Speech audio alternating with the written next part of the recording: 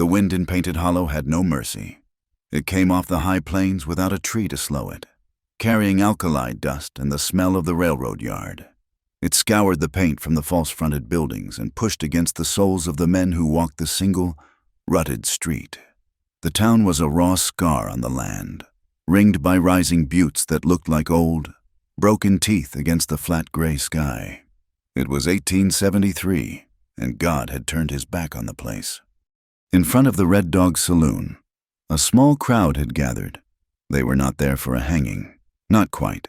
They were there for an auction. On a platform of raw pine boards, where a politician might have promised lies, stood Rosa. She was young, perhaps 19. Her hair was the color of a raven's wing, undone and matted with dust and blood. She wore what was left of a white bridal dress. The lace at her throat was torn, the muslin skirt stained and ripped, showing the scuffed boots beneath. Her wrists were bound in front of her with heavy iron chains, the links polished bright from rubbing. Her eyes were the worst part. They were not crying, they were hollow, burned out. She stared past the leering faces, past the saloon, to a point on the horizon only she could see. She was seeing a grave. 3 days ago, her name was Rosa Alvarez. She was to be Rosa Flores. Her fiancé, Tomas, a good man who worked horses, had stood with her by the muddy creek that served as the town's edge. 3 drunk freighters had come upon them. They had grabbed her, called her a greaser's whore, pulled at her dress. Tomas, who was not a fighter, had tried. He had pulled one man off her, and for his trouble, he was beaten down. When he pulled a skinning knife to make them back away, they had called it murder. A vigilante mob, led by the same men who assaulted her, dragged Tomas to the nearest cottonwood. Rosa was accused of inciting him, of being a troublemaker, a foreign temptation. There was no trial. There was just the rope. And now, there was this.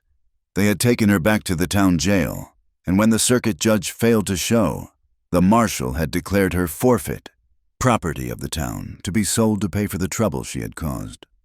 "All right, gentlemen, settle down," shouted a man with a booming voice and a stained vest. He was the auctioneer, but he was also the town's land agent. "What we have here is a prime piece, young, strong, barely used." A rough laugh went up from the ranchers and gamblers. "She's got spirit, this one." The auctioneer winked. "But she'll learn to mind. Who'll start the bidding? $10 for the little bride?" "She's got that Mexican blood." One man shouted, "Too wild. I'll give you 5. 5! I hear 5. 7, slurred a gambler, leaning against a post. Rosa trembled. It was not from the cold, though the wind was sharp. It was a tremor from deep inside, a shaking that had not stopped since she watched Tomas's boots kick against the empty air. She was property, a thing. The white dress was a mockery, a shroud for a life that had ended before it began. The bidding climbed slowly, fueled by whiskey and crude desire. The men appraised her like livestock, looking at her teeth, her hands, her form beneath the torn dress. 15! A voice cut through the others. The crowd quieted. Horace Pruitt, owner of the Red Dog Saloon, pushed his way to the front. He was a thick-bodied man with a bald head and eyes as small and hard as pebbles. He ran the dirtiest saloon, the most crooked card games, and 3 upstairs rooms for weary travelers. $15 from Mr. Pruitt. The auctioneer beamed. "Do I hear 16? No one spoke. Pruitt was not a man to bid against. He was the law in Painted Hollow, more than the badge-wearing marshal who drank for free at his bar. "Sold!" the auctioneer cried, slamming his hand on the platform. "To Mr. Horace Pruitt, for $15. Pruitt walked up the steps and grabbed the chain that linked Rosa's wrists. He yanked her forward, and she stumbled, nearly falling. He did not help her up. He just pulled, dragging her off the platform and through the swinging doors of the saloon. The men behind her cheered and followed, eager for a drink to celebrate the town's good fortune. Rosa was dragged through the noise and smoke, The saloon stank of stale beer, unwashed bodies, and despair. She kept her eyes down, her face a mask of stone. He did not take her upstairs. He pulled her through a back door, into a narrow, stinking hallway, and kicked open another door at the very end. It was a storage room, barely bigger than a closet. A small, barred window, high up, let in a sliver of gray light. Inside, there was only a narrow cot with a filthy blanket and a tin chamber pot in the corner. Pruitt shoved her inside. She fell to her knees on the hard-packed dirt floor. He unhooked the long chain from his hand and looped it around a heavy iron ring bolted to the wall. The chain was short. She could reach the cot, and she could reach the pot. That was all. He stood over her, breathing heavily. "You listen to me," he said, his voice a low growl. "Your name ain't Rosa. Your name ain't nothing. You ain't a bride. You're my property. You cost me $15, and you're gonna earn it back. Starting tonight." He looked her up and down. "Travelers, locals, anyone with a coin. You'll be polite. You'll do as you're told. If you fight," he pointed to a thick leather strap hanging from a nail by the door, "you'll learn. You understand me?" Rosa said nothing. She just stared at the dirt floor. He spat, a brown stream of tobacco juice that landed near her skirt. "You understand me," he repeated, not as a question. He slammed the door. A heavy wooden bar dropped into place on the outside, followed by the click of a padlock. Rosa was left in the dim, cold silence. Only the muffled sounds of the saloon, shouting, a tinny piano, bled through the walls. She pulled her knees to her chest, the chains rattling, and for the first time in 3 days, she let out a sound, a low, animal keen of grief that the wind swallowed whole. At that same moment, a lone rider approached Painted Hollow from the south. His name was Daniel Hart. He sat his horse like a man who had been born there, but his face was gaunt, and his eyes were the color of old, worn denim. He was an ex-Union scout, and the war had burned the softness out of him. He wore a dusty brown coat and a hat pulled low, his rifle snug in its saddle scabbard. Guilt and a cold, quiet purpose rode with him. He was not looking for trouble. He was looking for his brother. Caleb was 6 months gone, younger by 10 years. Caleb had left their hard-scrabble Missouri farm chasing stories of gold, or maybe just chasing the horizon. His last letter, 6 months back, had come from a town 200 miles east. It said he was heading toward the new railroad line, maybe to find work. Then, silence. Daniel had followed a trail of whispers, of men who maybe saw a boy with bright hair and a trusting smile. The trail had led him here, to Painted Hollow, a place known for swallowing men whole. He rode past the Red Dog Saloon just as the auction was breaking up. He saw the crowd, heard the hooting, and he saw her. He saw a flash of white fabric, a tangle of black hair, and a man's thick hand dragging a woman into the saloon. For 1 second, as she was pulled past the doorway, her head turned. Their eyes met across the dusty street. Daniel saw a soul so far gone into darkness it didn't look human. Rosa saw, for the briefest instant, just another white man, his face hard and unreadable, watching her degradation. Then she was gone, swallowed by the dark doorway. Daniel Hart's jaw tightened. He had seen women sold, in the South, during the war. It was a sickness he thought had been bled out of the country. To see it here, raw and open, it settled a cold weight in his gut. He tied his horse at the livery, paying the hostler for a stall and a measure of oats. He kept his own saddlebags. "Looking for someone," Daniel said, his voice quiet. The hostler, an old man missing teeth, just shrugged. "Ain't we all?" "My brother, name's Caleb. About 20, fair hair, blue eyes, might have come through here a few months back." He pulled a small, tin-cased daguerreotype from his pocket and offered it.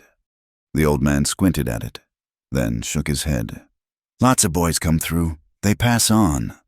Or they stay. Town's got a healthy graveyard.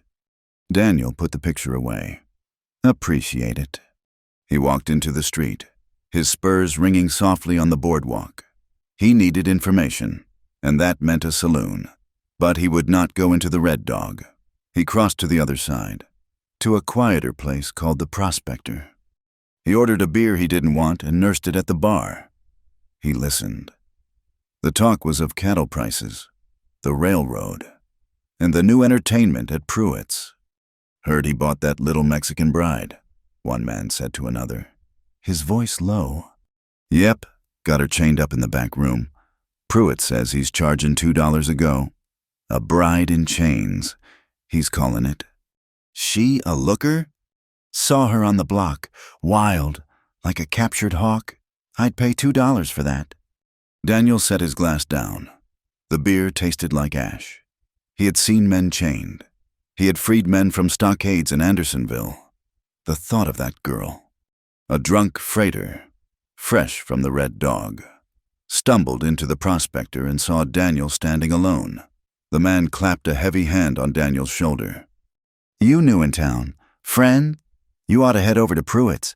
He's got a new girl, a real spitfire. He's letting the first few men try her first for half price. The man's breath was foul. Daniel did not move. He looked at the man's hand on his coat, then up at his face. Daniel's eyes were flat, cold. I don't pay for women, he said. His voice was not loud, but it cut through the bar noise. He pushed the man's hand away, not with a shove, but with a steady, undeniable pressure. The freighter, sensing the danger he had staggered into, held up his hands and backed away. Daniel threw a coin on the bar and walked out, leaving his beer untouched. He got a room at the boarding house, a small, clean space above the general store. It was quiet. He unrolled his bedroll on the cot, but he did not undress. He sat and checked the action on his Colt. The motions automatic, practiced. He ejected the shells, wiped them, and reloaded the cylinder, one cartridge at a time. Night fell. The wind howled, a lonely, grieving sound. From across the street, the noise from the Red Dog saloon grew louder. Laughter, shouts, the discordant banging of the piano. Daniel lay back on the cot, his hands behind his head, staring at the ceiling. He tried to think about Caleb. He tried to plan his next move, ride out to the mining camps, or check the railroad survey crews. But he could not. All he could see were those hollow eyes and the torn white lace. He had seen too much and done too little. The ghosts of his past, the men he could not save, the orders he'd followed, the things he'd done to survive. They were all in the room with him. He could not sleep. The noise from the saloon was a goad, jabbing at him. Finally, he stood. He could not stay in that room. He needed air. He put on his hat, strapped his gun belt back on, and went downstairs. He walked the dark alleyways, keeping to the shadows, breathing the cold night air. The wind felt good. It was clean. He found himself in the alley behind the Red Dog saloon. It was quieter back here, just the stench of refuse and the ceaseless wind. He was about to turn back when he heard a sound. It was not laughter. It was the scraping of a door, a man's low, drunken curse. Then a woman's voice, sharp with terror. A muffled sound, like a struggle, a loud slap. Daniel froze.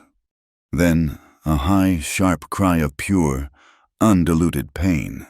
It was not a scream of fear. It was agony. It was the sound of a whip or a heavy strap meeting flesh. That sound broke something in Daniel's heart. It broke the dam of his weariness, his guilt, and his long-nursed rage at a world that broke innocent things. The search for Caleb, the horrors of the war, the sight of that girl on the block. It all coalesced into a single, white-hot point of action. He was a quiet man, but the quiet had just been shattered. He did not think, he moved. He stalked down the alley to the back door of the saloon, the one that led to the storage rooms. He knew, instinctively, it was the one. He didn't knock. He didn't try the handle. He raised his right boot and kicked the door. Just beside the lock. The wood was old. It splintered and burst inward with a crash. Daniel stepped into the dark hallway, his pistol already in his hand, the hammer thumbed back. A man, a big burly freighter, was stumbling out of the end room, clutching his hand. "The little witch bit me!" he roared. From inside the room, Daniel heard the man's voice. "Horace Pruitt, you'll learn your place. Damn you!" Daniel took 2 long strides and kicked open the cell door. Pruitt was there, his back to the door, his arm raised. In his hand was the heavy leather strap. Rosa was on the cot, huddled against the wall, her dress ripped from her shoulder, a fresh, red welt already rising on her skin. "What in the hell?" Pruitt spun around, his eyes wide with shock. He saw Daniel, saw the pistol leveled at his chest. He never finished the thought. Daniel's pistol barked once. The shot was deafening in the tiny, enclosed space. The smell of sulfur bloomed. Horace Pruitt stared, his mouth open. A dark, spreading stain appeared on his greasy vest. He looked down at it, confused. Then his knees buckled. He collapsed to the floor in a heap, dead before he hit the dirt. The freighter in the hall gaped, his bitten hand forgotten. You shot him!" From the main saloon, the piano stopped. Shouts erupted. "Gunshot! In the back!" Men came pouring through the connecting door, their faces a mix of whiskey and alarm. They saw Pruitt on the floor, the smoke from Daniel's gun, and the wild-eyed girl on the cot. "He killed Pruitt!" one man yelled, fumbling for his own weapon. Daniel did not look at them. He fired 2 shots into the ceiling. Plaster and sawdust rained down. The men scrambled back, ducking for cover, shouting in panic. In the sudden, chaotic silence, Daniel moved. He strode to the wall and grabbed the chain. He put his boot against the wall and yanked, using all his weight. The iron ring, set in old wood, tore free. Rosa was staring at Pruitt's body, her breathing shallow, her eyes wide with shock. She was trembling so hard her teeth chattered. Daniel grabbed the filthy blanket from the cot. He wrapped it tight around her, covering her torn dress, her bare shoulder. The chains. He did not say a word. He bent, slid one arm under her knees and the other behind her back, and lifted her. She weighed almost nothing. She made a small, terrified sound, but she was too weak to fight. He carried her out into the hallway, stepping over Pruitt's body. The men in the saloon doorway were still shouting, but no one was brave enough to step forward. Daniel burst out the back door he had kicked in, into the cold, dark alley. He ran, carrying her, his boots pounding the dirt. He did not go to the boarding house. He ran straight to the livery. His horse was still in its stall. He did not bother with the gate. He kicked the stall door open, threw Rosa up onto the saddle, and swung up behind her in one smooth motion. He held her against his chest with one arm, grabbing the reins with the other. "Open the damn door!" he yelled at the terrified hostler, who was peering from his office. The hostler scrambled to swing the wide barn doors open. Gunshots erupted from the street as men spilled out of the Red Dog's front entrance, firing blind into the night. Daniel dug his heels into the horse's flanks. The animal lunged forward, out of the livery and onto the street. Daniel wheeled the horse away from the saloon, toward the dark, open plains. A bullet sang past his ear. Another splintered the wood of a trough nearby. He bent low over the saddle, shielding Rosa with his body. He gave the horse its head, and they plunged into the darkness, leaving the shouts, the lights, and the lawless, broken town of Painted Hollow behind. They rode hard into the high, empty country, with only the sound of the wind and the pounding of hooves.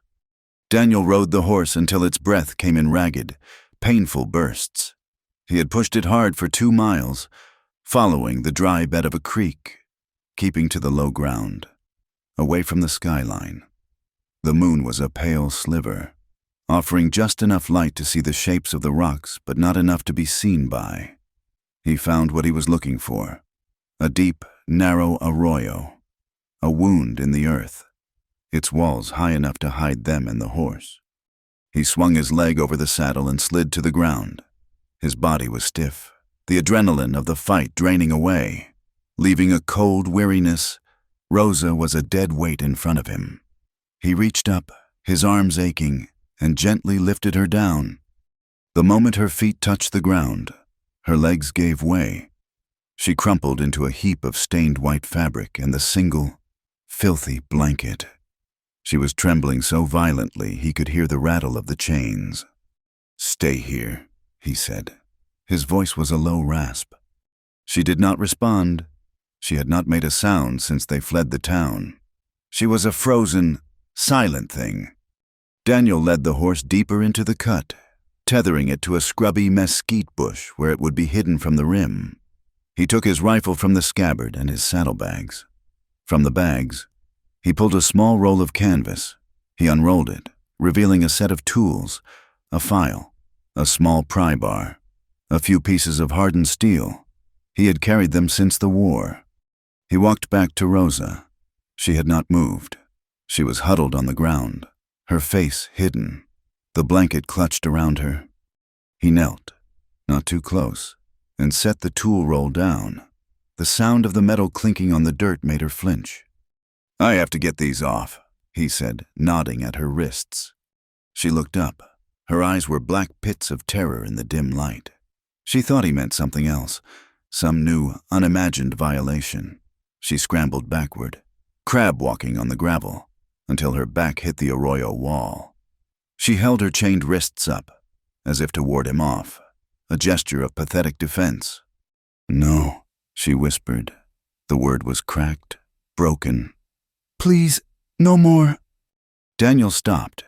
He saw her not as a woman, but as a cornered, wounded animal. He set the tools down and held up his empty hands. "I won't hurt you," he said. The words felt stupid, hollow. Men had probably told her that before. "The chains. I'm going to take them off." He waited. He did not move. He let the silence stretch, broken only by the horse's breathing and the endless high plains wind. He sat back on his heels, patient. Finally, her trembling eased. Just a fraction. She was too exhausted, too broken to fight, or even to flee. She stared at him, her gaze flicking from his face to the tools, then back to his face. "Turn your wrists," he said, his voice quiet, calm. Slowly, hesitantly, she did. The iron cuffs were crude, hammered shut. There was no lock. He picked up the pry bar and a small, heavy stone. "This will be loud," he said. He moved forward, slow, like gentling a spooked horse. He put the tip of the pry bar into the gap of the cuff on her right wrist. He held her wrist steady with one hand. His touch was firm, impersonal. She flinched, a sharp, indrawn breath, but she did not pull away. He struck the end of the bar with the rock. The sound of metal on metal was sharp, brutal in the night. It took 3 hard strikes. The iron bent, and the cuff sprang open. He did the same to the other. When the second cuff fell away, the heavy chain clattered onto the rocks. Rosa stared at her hands. Her wrists were raw, rubbed bloody by the iron. She rubbed them, her movements dazed, uncomprehending. She was free of them, but she was not free. Daniel stood and walked away, back to his horse. He returned with his canteen and a strip of jerky from his saddlebag. He set them on the ground in front of her, just within her reach. "Eat," he said, "drink." He then walked to the far side of the arroyo, a good 30 feet away. He sat with his back against the dirt wall, his rifle across his knees. He faced the way they had come. He was a sentinel, a guard. He was giving her space, a thing she had not known for days. Rosa watched him. She did not trust him. She did not trust any man. Kindness was a trick, a softening before the blow. Pruitt had been kind for a moment, offering her a dipper of water before he chained her to the wall. This man had killed for her. What would he demand in payment for such a thing? He had not taken her to use her, he had taken her to own her. The logic was inescapable. But her body betrayed her. Her throat was a desert. Her stomach was a cold, empty knot. After a long time, her hand snaked out, grabbed the canteen, and brought it to her lips. The water was warm and tasted of tin, but it was the most precious thing she had ever known. She drank, spilling it down her chin, her throat working convulsively. Then she took the jerky. It was tough as shoe leather, salty, but it was food. She tore at it with her teeth, chewing slowly, painfully. The animal part of her, the part that wanted to live, was taking over. Daniel did not look at her. He just watched the horizon, a dark shape against the stars. He did not touch her. He did not speak to her. And as the hours passed, Rosa eventually pulled the blanket tight, curled into a ball on the cold dirt, and fell into a black, exhausted sleep. Her raw wrists clutched to her chest. They rode west for 3 days. Daniel avoided the main trails, keeping to the broken country, the high mesas and dry riverbeds. It was slower, harder, but it kept them from view. On the second day, he spoke. The silence had become its own entity, a heavy passenger they carried with them. "I'm looking for my brother," he said, his voice directed at the horse's ears. Rosa, riding in front of him, her back stiff against his chest, said nothing. She had thought she would be terrified, pressed this close to him, but his presence was as impersonal as a stone. He held the reins, and his arms on either side of her were a cage, but they were also a protection from falling. "His name is Caleb," Daniel continued, as if talking to himself. "Vanished 6 months ago. Last I heard, he was heading this way. Heard stories. Slavers, they call them. Not like in the war. These ones they take who they can. Strays, men, boys, women. Sell them to the railroad crews. Or the mines. Places the law won't go." Rosa's hands tightened on the saddle horn. She had heard of such things. Men who disappeared from the trail. She had thought they were just stories, excuses for men who had run off. Now she knew better. The world was full of men like Pruitt. "I heard a rumor in a town back east," Daniel said, "that a gang was using Painted Hollow as a way station. I went there to listen, that's all, just to listen." He did not need to say the rest. He had not planned on a rescue. He had not planned on murder. He had simply broken. Rosa absorbed this. He was not a savior. He was just a man on his own path who had stumbled across hers. It did not make her trust him, but it made her understand him. He was a man driven by his own ghosts. That night, they found shelter. It was an abandoned homestead. A sod-roofed dugout burrowed into the side of a low hill. The door was gone, and the wind moaned through the single empty window frame, but the walls were thick, and it was out of the wind. Inside, there was a rusted stove, a broken chair, and the smell of pack rats. But there was also a hand pump over a shallow well. Daniel worked the handle, his muscles straining until a rusty stream of water gushed out, finally running clear and painfully cold. He took a tin cup from his saddlebag, filled it, and offered it to her. She drank. "I need to wash," she whispered. It was the first time she had spoken of a need. Daniel nodded. He looked at the torn, filthy bridal dress. It was stained with dirt, blood, and the filth of Pruitt's back room. "I'll stand watch," he said. He went outside, to the doorway, and stood with his back to the room, his rifle in his hand, watching the plains. Rosa looked at the gushing water. She stripped off the blanket. The cold air hit her skin, and she gasped. With trembling hands, she began to unbutton the dress. It was ruined, a thing of memory and shame.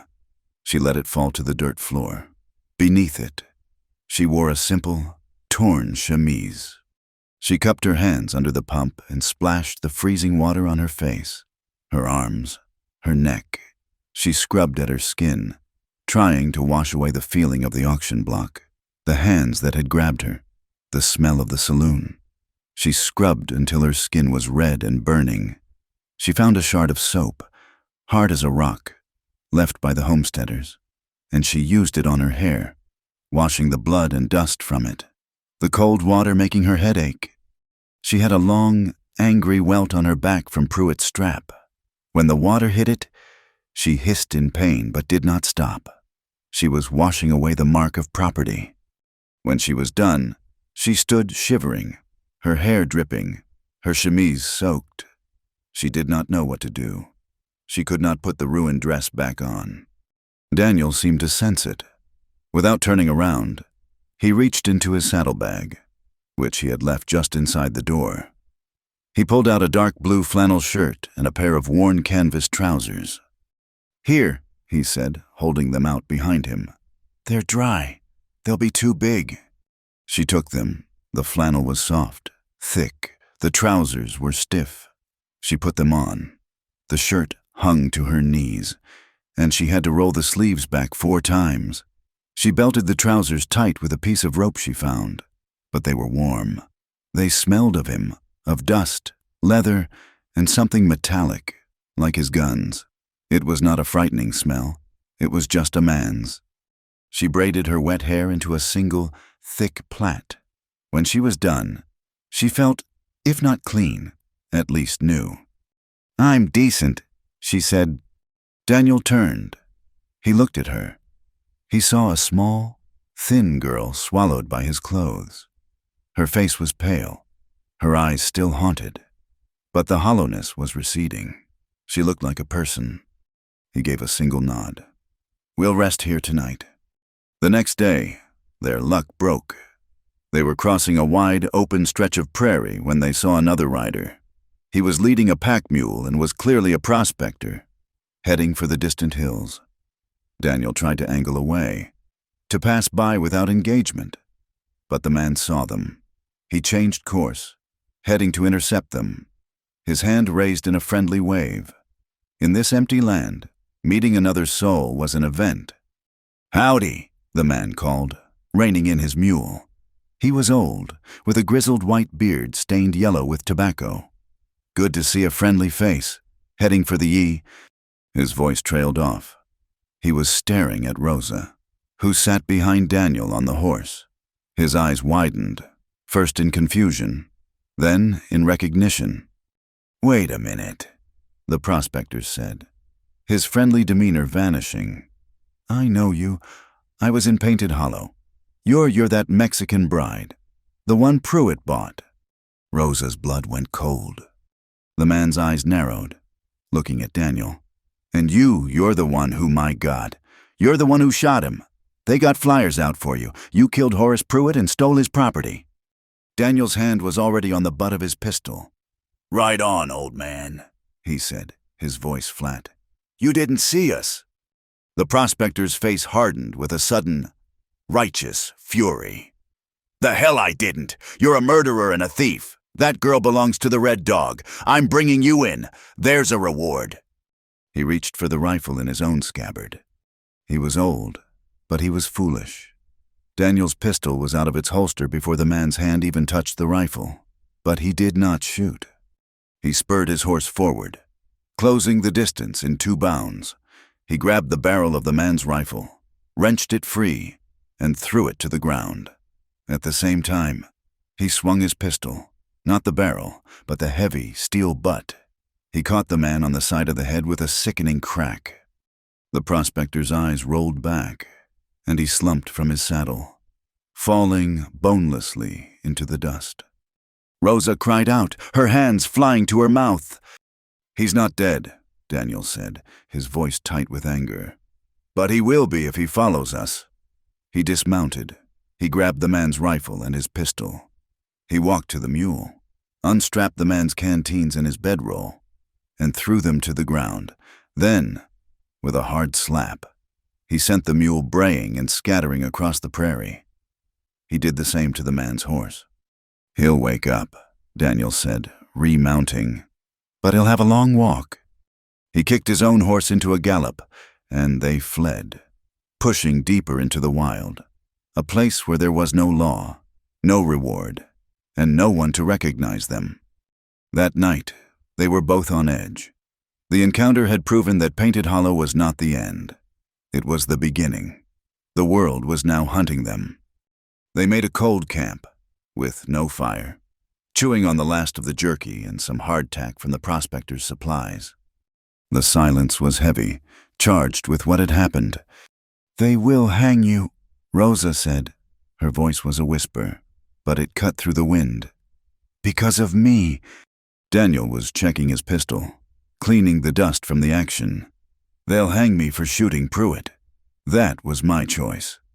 I am what he called me, property in their eyes." "I don't care what their eyes see," Daniel said, snapping the cylinder shut. She looked at him, at his hard profile in the moonlight. "Why?" she asked again. "Why me?" Daniel stopped his work. He looked out at the dark hills. "When I was in the war, I was at a camp, a prison. I saw men, I saw what men become, what they do to each other. When I heard you through that wall, I couldn't walk away again." He looked down at his hands. "I've killed men in war. I've killed them out of it. There's not much clean left in me. Miss, I ain't got a home. The farm's gone. My brother's gone. There's just the trail." Rosa felt a strange, painful kinship. She pulled her knees to her chest. "My father, he was from here, from this land. Before it was Texas, my mother was from Mexico. My father, he was killed by men who wanted his land. They said he was a Mexican, that he had no claim. We went to his family in Texas. They said my mother they called her names. They said we were mixed bloods. Not good enough." She stared at the fireless camp. "In two worlds, I have no place. When he wanted to marry me, I thought I had found a place. He was a good man, and they killed him for it. They killed him for defending me, and then they sold me like a cow." She looked at Daniel. "You say you have no home. I never had one." Daniel had no words for her. There was nothing to say. He simply sat, and his presence was an answer. They were two lost, broken things, sitting in the dark, and for a small moment, they were not alone. That night, the terror she had been holding back finally claimed her. She woke up with a scream trapped in her throat. She was not in the arroyo. She was in the back room of the Red Dog. Pruitt was standing over her, his face purple, his dead eyes staring. Thomas was hanging from the ceiling, his feet brushing her face. The men were laughing. She thrashed, kicking, fighting the blanket. "No, no, God, no!" A hand clamped down on her shoulder. She shrieked and clawed at it. "Rosa, wake up, you're safe." Daniel's voice cut through the nightmare. Her eyes snapped open. She was under the stars. The wind was cold. Daniel was kneeling over her, his hand on her shoulder, his face inches from hers. She stared at him, her breath coming in sobs. The nightmare clung to her, a foul mist. She was shaking from head to toe. Without thinking, she lunged forward and grabbed the front of his shirt, burying her face against his chest, her hands clutching him like a drowning woman. Daniel froze. He was stiff, unused to being touched, unused to offering comfort, but he did not push her away. Awkwardly, he put his arms around her. He just held her, his hand resting on the back of her head, his flannel shirt soaking up her tears. He did not pat her back. He did not whisper comforts. He just held her, a solid, immovable object in her spinning, terrified world. He held her wordlessly until the sobs quieted and her breathing slowed. Finally, she pulled away, her face slick with tears, ashamed. "I'm sorry," she whispered. "Don't be," he said, his voice gruff. He released her and moved back, giving her space. The next day, they were almost out of food. They had to risk a settlement. They found one, a tiny trading post called Last Chance, consisting of one sod building and a corral. "Wait here," Daniel said, reining in the horse in a grove of cottonwoods half a mile away. "If I'm not back in an hour, ride west, Don't stop." He gave her the reins. She watched him walk toward the post, his shoulders set, his hand near his gun. The hour passed like a lifetime. He returned, carrying a sack of supplies. His face was like granite. "We have to go," he said, his voice flat. He took the reins and mounted. When they were a mile away, he pulled a piece of paper from his pocket. It was a bounty flyer. He handed it to her. She read it, her blood turning to ice. Wanted. $1,000 reward for the apprehension of Daniel Hart. Murderer. Approx. 35 years of age. 6 foot, brown hair, blue eyes. Last seen fleeing Painted Hollow. A smaller reward is offered for the return of the stolen slave woman, Rosa, property of the Red Dog Saloon. Stolen slave woman. She read aloud. The words were a brand, marking her a smaller reward. She was an afterthought, an item. That night, she confronted him. "You must leave me," she said. Her voice was not pleading. It was flat, dead. "No," he said, cleaning his rifle. "I am a thing. That paper proves it. I am a thing that will get you killed. They will hang you. Daniel." It was the first time she had used his name. "For what? For a stolen slave woman?" He stopped his work. He looked at her, and for the first time, she saw a fire in his cold, gray eyes. It was a cold fire, but it burned. "I don't give a damn what that paper says," he said, his voice low and dangerous. "I don't care what they call you. You ain't property." "I am," she cried, the word torn from her. "I am cursed. I got Tomas killed. I will get you killed. Leave me, please. It is the only kind thing to do." He stood up. He was a tall man, and he seemed to fill the night. He walked over to her. She flinched, expecting a blow. He stopped, just out of reach. "I told you, I've done things I can't fix. I ran from that prison camp. I left men there. I ain't leaving anyone again." He shook his head, his jaw tight. "You ain't property, and I ain't giving you up. Now stop talking about it." He turned his back on her and went back to his rifle. A new, unspoken understanding formed between them. He was not her master. He was not her rescuer. He was, in his own stubborn, broken way, her protector. The nights grew colder. They were climbing into the high country. They had only his bedroll and the blanket he had taken from the saloon. The first night he laid the bedroll out. He wordlessly motioned for her to take it. He slept nearby, wrapped in the thin blanket, his hat over his eyes. She watched him shiver in the pre-dawn cold. The next night, she laid the bedroll open and laid the blanket on top of it. She lay on one side. "There is room," she said to the fire. Daniel looked at her, then at the bedroll, then back at her. He said nothing. He lay down on the other side, on top of the blanket, his gun belt still on, his hat over his face. He kept a space of cold air between them. But as the night wore on, the cold pushed them together. His arm brushed hers. She flinched, a small, involuntary movement. But he was asleep, or pretending to be. His breathing was deep and even. He did not try to touch her. He did not try to take anything from her. Slowly, her muscles unlocked. The warmth from his body was a comfort, a simple, animal thing. She did not feel safe. Not really. But she did not feel like prey. A few days later, Daniel was scouting ahead on foot, following a game trail, looking for water. Rosa waited with the horse. He was gone for almost an hour. When he came back, he was not the same man who had left. His face was white, his eyes hollowed out in a way she had not seen since Painted Hollow. "What is it?" she asked, her heart jumping. "Bounty hunters." "No," he said. His voice was choked. He walked past her, to his saddlebags. He fumbled inside and pulled out the small, tin-cased daguerreotype of his brother. He opened it, stared at it, then his hand clenched, crushing the tin. "What happened?" she pressed, sliding off the horse. He did not answer. He just turned and walked back up the trail. She followed him. About 100 yards up, there was a large pine, a trail marker. Nailed to it with a long, vicious-looking skinning knife was a piece of scorched paper. Rosa stopped. It was a photograph, or part of one.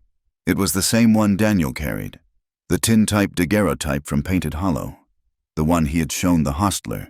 It was half burned, the edges blackened and curled. The glass was shattered, but the image of the smiling, fair-haired boy was still visible. Beneath the knife, scratched into the bark of the tree, were 5 words. "This one's ours now." Daniel stood staring at it, his whole body shaking with a silent, terrible rage. They knew he was looking. They had his brother, and they were leaving him a warning. They were not just slavers, they were monsters, and they were close. Daniel Hart did not speak for a full day. The man who had been weary and searching was gone, and in his place was someone cold, coiled, and sharp as a razor. The half-burned photograph was tucked into his shirt, a piece of fire against his chest. He rode with a terrible, focused energy, pushing the horse, pushing Rosa, pushing himself. He was no longer just looking for his brother. He was hunting him. Rosa felt the change. The man whose back she pressed against was a stranger, a killer. She remembered the shot in the saloon, the way he had struck the prospector. She knew that the man who had nailed that picture to the tree would get no mercy from the man who now held her reins. They were in the high, broken country, a land of sharp rock and stunted pine, when the sky turned against them. The wind, which had been their constant, nagging companion, turned vicious. It began to howl, and the gray sky opened up, loosing a torrent of freezing, wind-driven rain that turned, in an hour, to stinging pellets of sleet. The temperature plummeted. Their blanket and bedroll were soaked in minutes. The horse, its head down, shuddered with every gust. "We have to find cover," Daniel shouted over the storm. "We'll freeze out here." Rosa was numb. The cold had seeped into her bones. Her borrowed clothes were a second, frozen skin. She could only huddle behind him, her face pressed against his back, trying to borrow a warmth he did not have. Through the gray, swirling sheet of sleet, Daniel saw it. A low, sod-roofed building, dug into the side of a hill, with a dilapidated barn standing 50 yards away. It was an old, forgotten trading post. A thin line of smoke whipped from a chimney pipe, a sign of life. He urged the horse forward, its hooves slipping in the mud. He reined in by the low porch of the main building. He did not dismount. He did not know if they were friends or foes. The door opened a crack. A face peered out, an old man, his skin dark as walnut, his hair a cloud of white. He held a shotgun, its barrel resting in the crook of his arm. "We're full up," the old man said, his voice a low rumble. "Keep moving." "We just need the barn," Daniel called, his voice tight. "We have money. We'll be gone by morning. The lady, she's freezing." The old man looked at Rosa. He saw her, a drowned rat of a girl, shaking so hard her teeth clicked. He looked at Daniel, a hard man on a tired horse, his hand near his gun. The old man had seen a lifetime of trouble, and this was just more of it. An old woman appeared behind him, just as dark, just as ancient. She put a hand on his arm. "Ezra," she said, "they ain't bounty men. Look at her. She's half gone." Ezra studied them for a long moment. Finally, he gave a slow nod. "Barn's empty, except for the mule. Don't build a fire. Don't show a light." He lowered the shotgun. "I'm Ezra. This is my wife, Elodie." "Much obliged," Daniel said. He swung down, his legs stiff, and lifted Rosa from the saddle. She was so cold she could barely stand. He led her and the horse to the barn, the wind shoving them from behind. The barn was a sanctuary. It was dark, but it was out of the wind. The smell of dry hay, mule, and old leather was the warmest, safest smell in the world. Daniel led the horse into an empty stall, then unrolled their soaked bedroll in another, spreading the wet canvas. "Get out of those clothes," he ordered. He rubbed the horse down with a dry sack, his movements rough, efficient. Rosa's fingers were numb. She fumbled with the buttons on the flannel shirt, her whole body shaking. Daniel finished with the horse, turned, and saw her struggling. He walked over, pushed her clumsy hands aside, and undid the buttons himself, his movements as impersonal as a doctor's. He pulled the wet shirt off her, then the heavy, soaked trousers. She stood in her thin chemise, shivering violently. He grabbed the driest blanket and wrapped it tight around her, rubbing her arms and back through the wool, trying to force life back into her. "Sit," he said, pushing her down onto the hay. The barn door creaked open. It was Elodie, carrying a steaming tin cup and a bundle of dry cloth.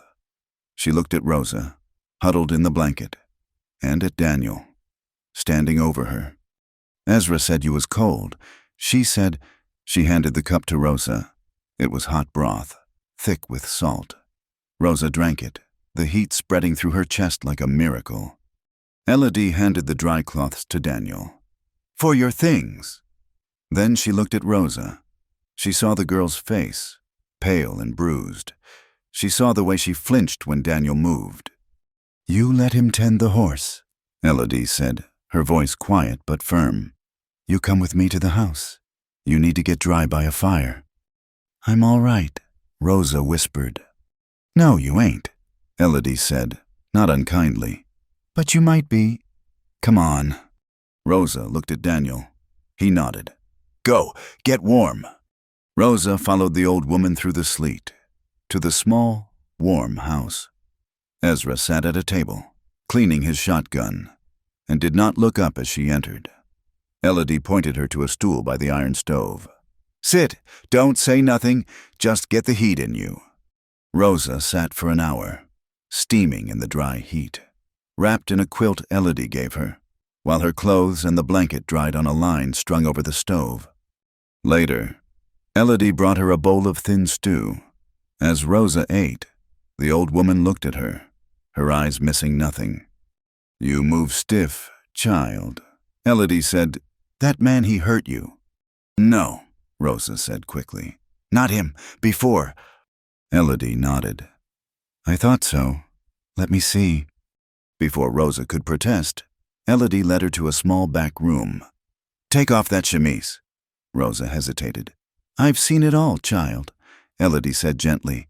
"I've seen scars you ain't dreamed of."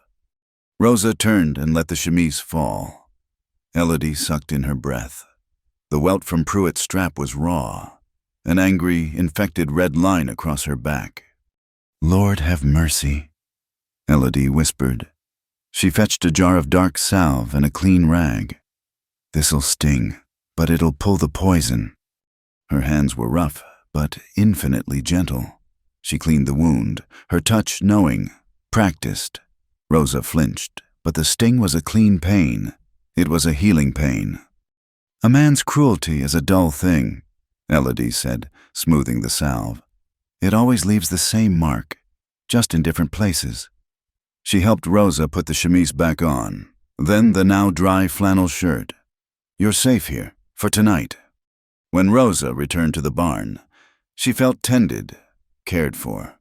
It was a feeling so foreign it almost hurt.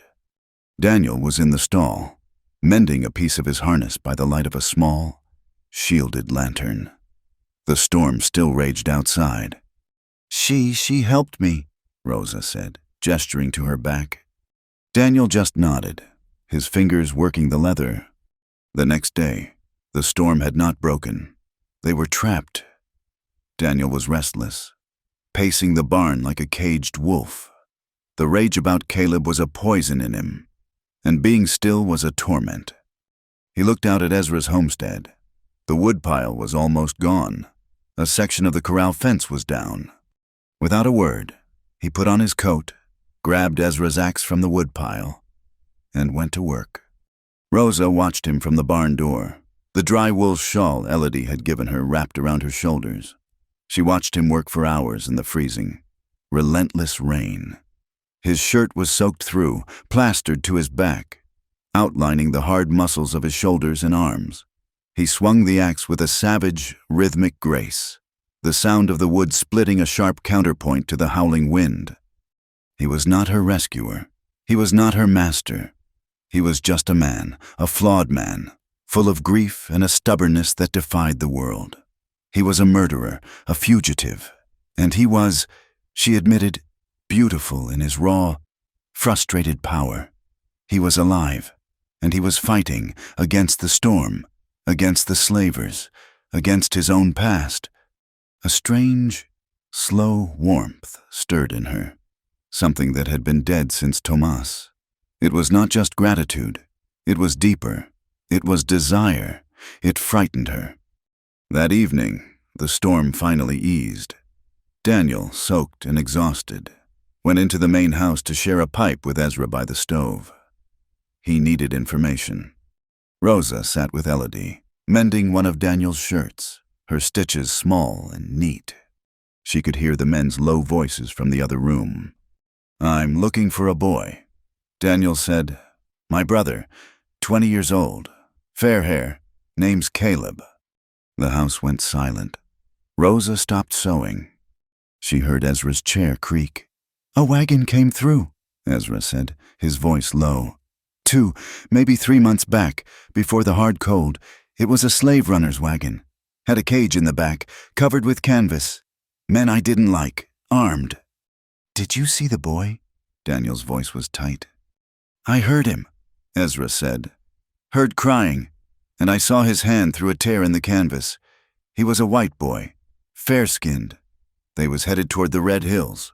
There's a mining camp up there. Lawless place. They say they'll buy anything. Or anyone." Daniel said nothing, but Rosa could feel the tension. Even through the wall, he had his direction. The Red Hills. Later, back in the darkness of the barn, the new knowledge hung between them. Rosa lay in the bedroll, and Daniel sat cleaning his rifle, his motions sharp, angry. "You found him," Rosa said. It was not a question. "I've found his trail." She watched him for a long time. He was a different man again. He was a hunter. His focus was entirely on the Red Hills. She felt a cold dread. "When you find him," she whispered, "will you leave me?" He stopped his work. He looked at her, his face a mask of shadows. "No," he said, his voice rough.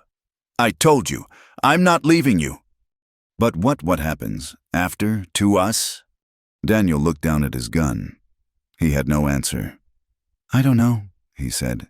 The honesty of it was colder than the wind. "I'm just trying to get to the next day. Rosa, I can't see past those hills."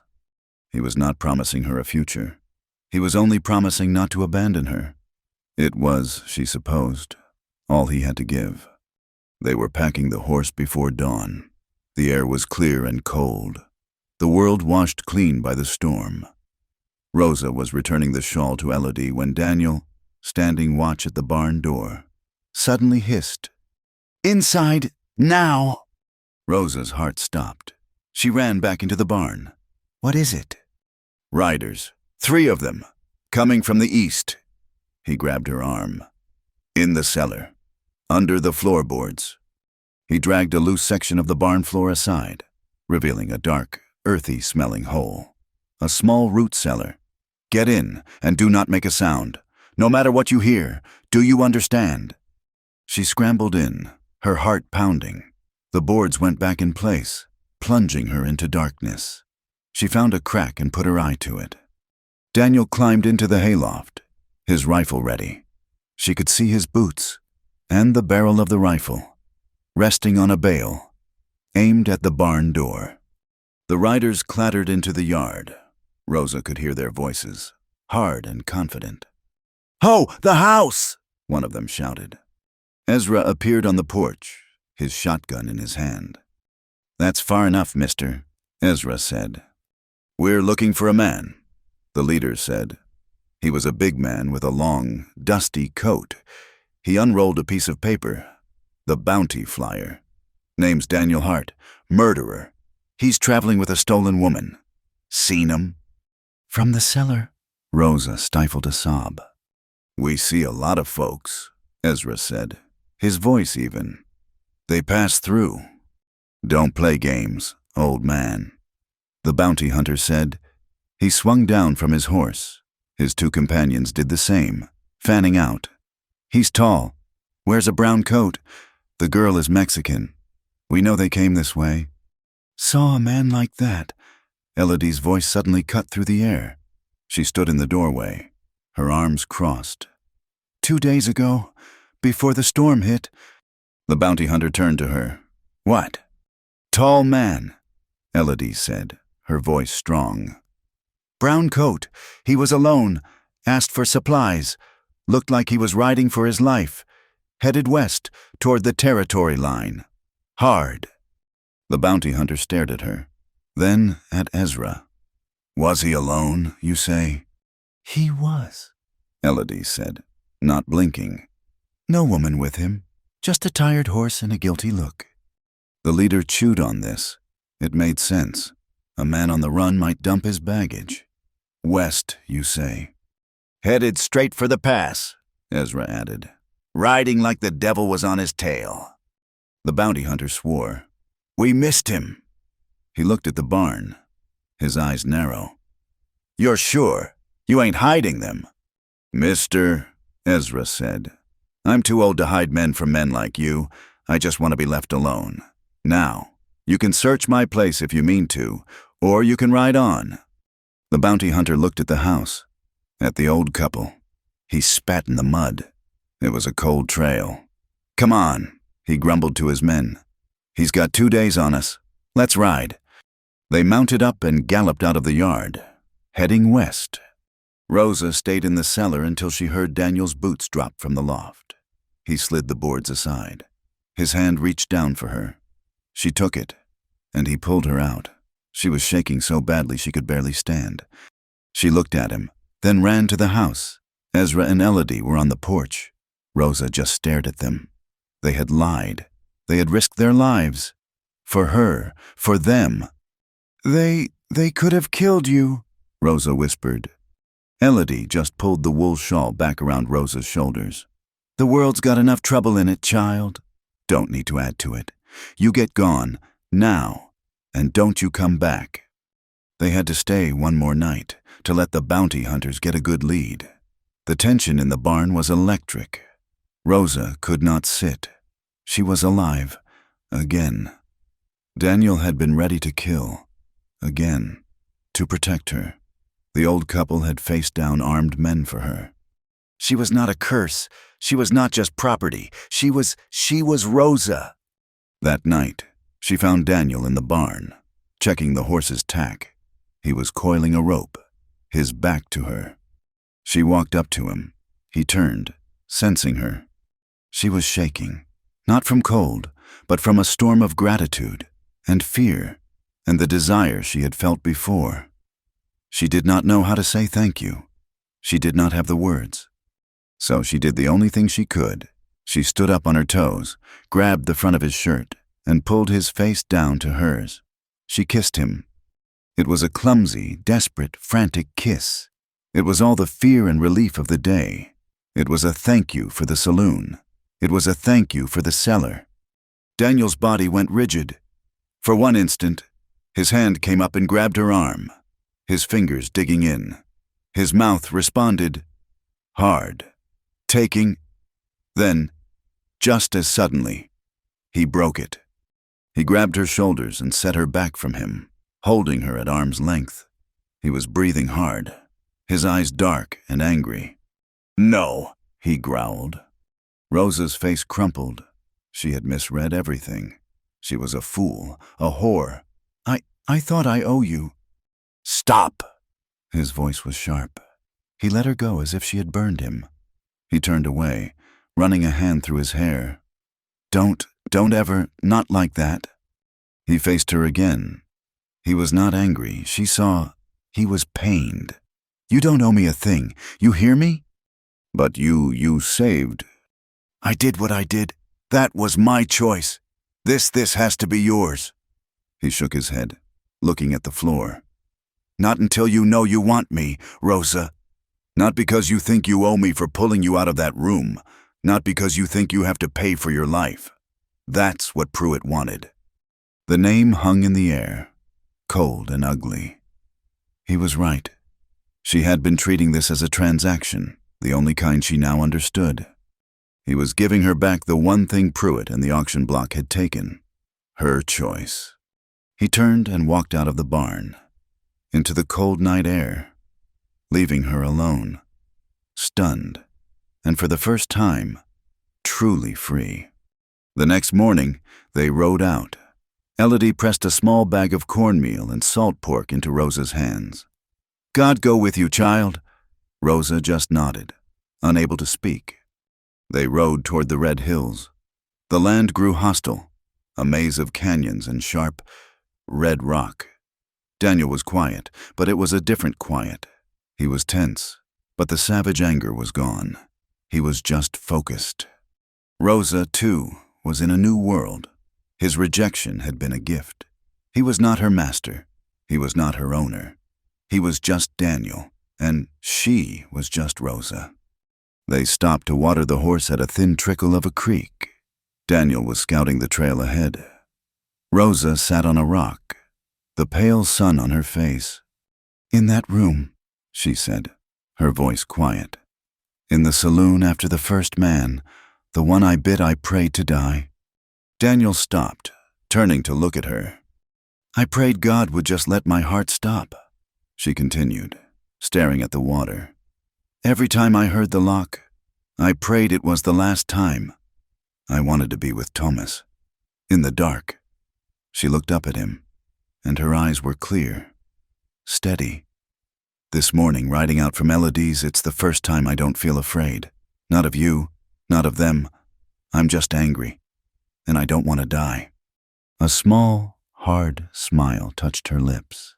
I want to see those men in the Red Hills pay for what they did to your brother. Daniel looked at her for a long time. He saw the girl from the auction block was gone. In her place was a woman, hard as the country they rode through. He gave a single, slow nod. Good, we'll need that. That night, they were close. They could smell the wood smoke from the mining camp, miles distant. They made a cold camp in a high, sheltered cove of pines.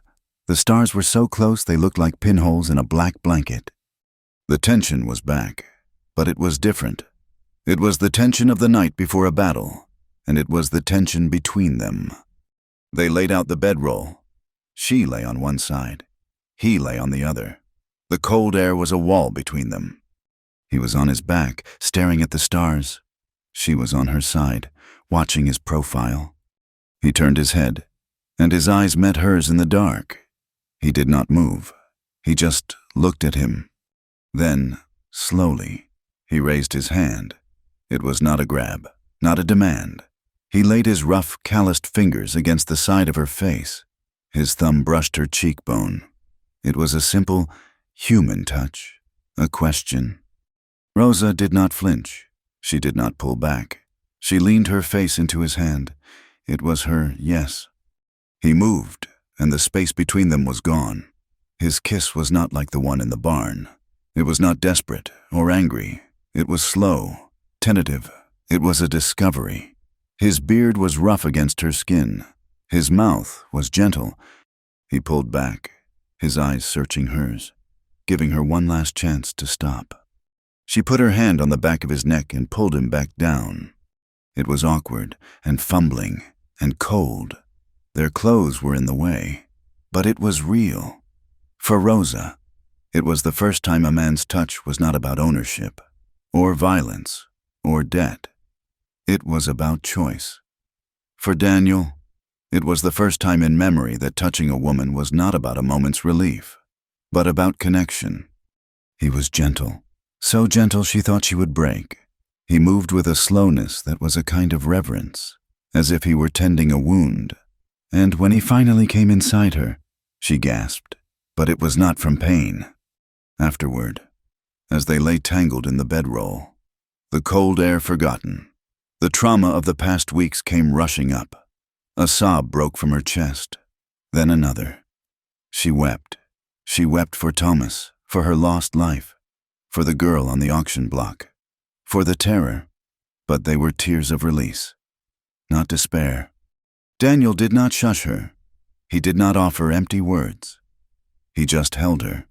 He held her tight, his arms a solid wall around her, his face buried in her hair. And he held her wordlessly until she cried herself out. Their bond was no longer about rescue. It was about survival.